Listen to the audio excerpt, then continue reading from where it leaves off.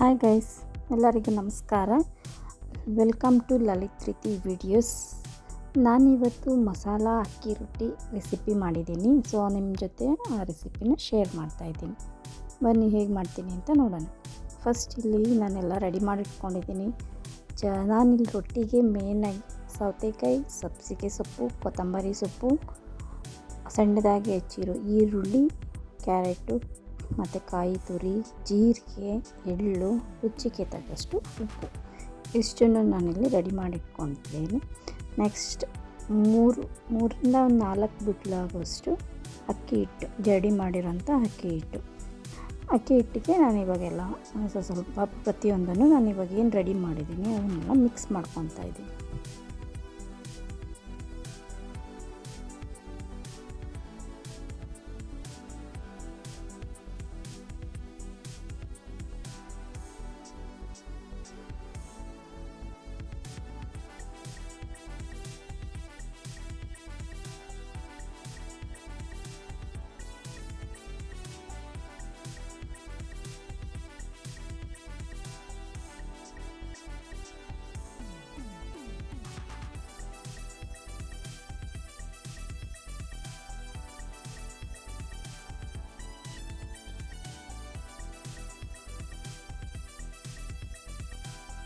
ಎಲ್ಲ ಹಾಕ್ಕೊಂಡು ನಾನಿಲ್ಲಿ ಫಸ್ಟ್ ಕೈಯಲ್ಲಿ ಮಿಕ್ಸ್ ಮಾಡ್ಕೊಂಡ್ಬಿಡ್ತೀನಿ.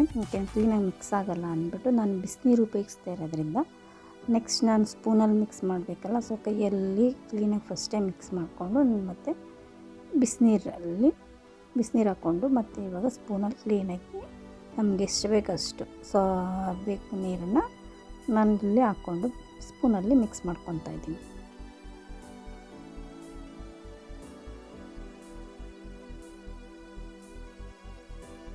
ಸೌತೆಕಾಯಿ, ಈರುಳ್ಳಿ ಮತ್ತು ಜೊತೆಗೆ ಬಿಸಿನೀರು ಹಾಕೋದ್ರಿಂದ ರೊಟ್ಟಿ ಸಾಫ್ಟಾಗಿರುತ್ತೆ. ಮಕ್ಕಳು ಲಂಚ್ ಬಾಕ್ಸ್ಗೆ ಅವ್ರು ತಿನ್ನೋ ಟೈಮಲ್ಲಿ ಹಾಗೆ ರೊಟ್ಟಿನ ನಾವು ಈ ಬೆಳಿಗ್ಗೆ ಮಾಡಿದಷ್ಟೇ ಸಾಫ್ಟಾಗಿ ಇರುತ್ತೆ. ನೋಡಿರಿ, ನಾನು ಸ್ವಲ್ಪ ಬಿಸಿ ಆದ್ದರಿಂದ ನಾನಿಲ್ಲಿ ಸ್ಪೂನಲ್ಲಿ ಕ್ಲೀನಾಗಿ ಮಿಕ್ಸ್ ಮಾಡ್ಕೊತಾ ಇದ್ದೀನಿ.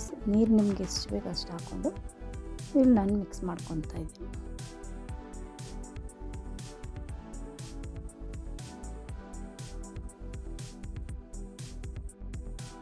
ಈ ಥರ ಕಲಸಿಟ್ಕೊಂಡಿದ್ದೀನಿ. ನನಗಿದು ಉಂಡೆ ಆಗೋ ಥರ ಕ್ಲೀನಾಗಿ ಉಂಡೆ ಮಾಡೋದು, ನಾನು ರೊಟ್ಟಿ ತಟ್ಟೋ ಥರ ಉಂಡೆ ಬರೋ ಥರ ನಾನು ಕ್ಲೀನಾಗಿ ಕಲಿಸ್ಕೊಂಡು ಒಂದು 10 ನಿಮಿಷ ಅಥವಾ 1/4 ಗಂಟೆ ಇದನ್ನು ಇಡ್ತೀನಿ.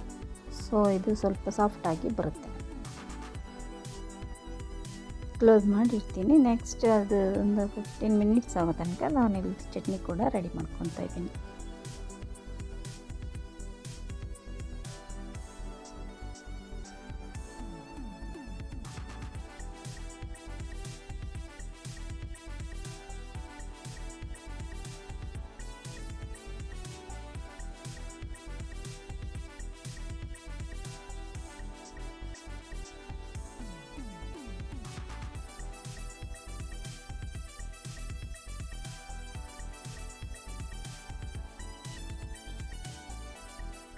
ಇವಾಗ ಸಾಫ್ಟಾಗಿರುತ್ತೆ.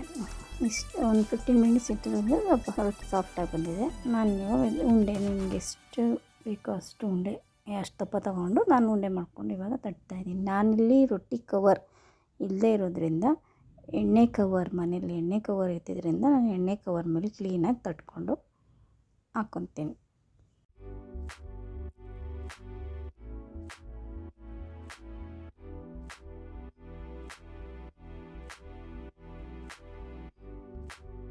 ಹಂಚು ಚೆನ್ನಾಗಿ ಕಾದಿದ ತಕ್ಷಣ ಒಂದು 1/2 ಟೀ ಸ್ಪೂನಷ್ಟು ಎಣ್ಣೆ ಹಾಕ್ಕೊಂಡು ಇನ್ನೊಂದೇನು ರೊಟ್ಟಿ ತಟ್ಟಿದ್ದೆ ಅದನ್ನು ಇಲ್ಲಿ ಹಾಕ್ಕೊಂಡು ಕ್ಲೀನಾಗಿ ತೊಳ್ಕೊತಾ ಇದ್ದೀನಿ.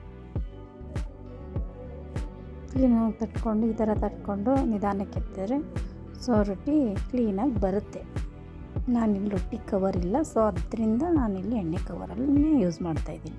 ಇವಾಗ ನೋಡಿ ಒಂದು ಸ್ಪೂನಷ್ಟು ಎಣ್ಣೆ ಹಾಕ್ಕೊಂಡು ಕ್ಲೀನಾಗಿ ಎಣ್ಣೆ ಹಾಕ್ಕೊಂಡು 2 ಕಡೆ ಬೇಯಿಸ್ಕೊಂಡ್ರೆ ಸಾಫ್ಟಾಗಿ ರುಚಿಯಾದಂಥ ಅಕ್ಕಿ ರೊಟ್ಟಿ ರೆಡಿ.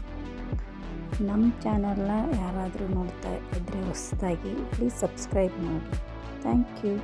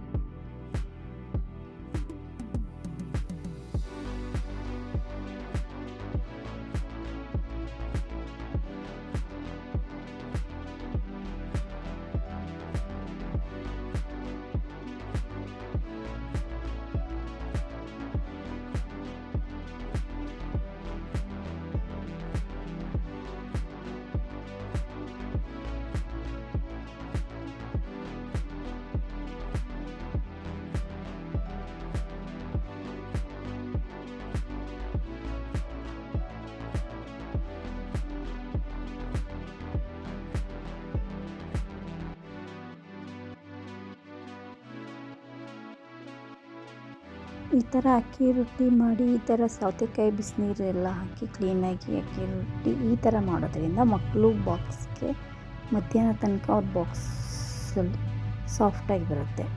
ಸೊ ಚಟ್ನಿ ಜೊತೆ ರೊಟ್ಟಿ ಸೂಪರ್ ಆದಂಥ ರೊಟ್ಟಿ ರೆಡಿ. Thank you.